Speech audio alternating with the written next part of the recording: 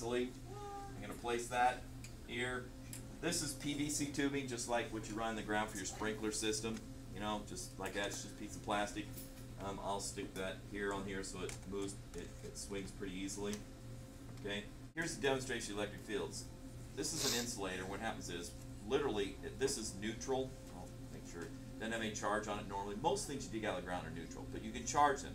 What you mean by charge them, you can put extra electrons on them, or you can pull electrons off of them. I'm going to take this wrap fur, and I'm just going to do this. And you can hear, if you listen, you can hear me crackle. Hear that crackle?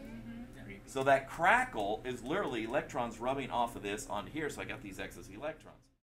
It has excess electrons. Woo!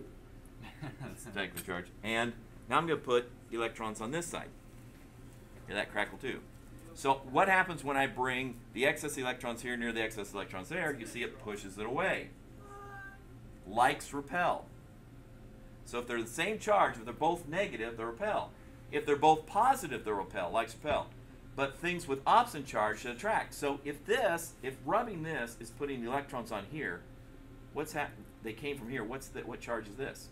No, it's the other way. So it's positive. This is positive, so it should attract. So each of the atoms, this represents an atom of a piece of paper. Each of the atoms in the piece of paper are still neutral. They're not charged. They have just as much plus as minus. But since opposites attract and likes repel, the electrons get pushed to the other side. The protons are now closer to the negative rod, and so there's a stronger pulling. Oh, that is so cool.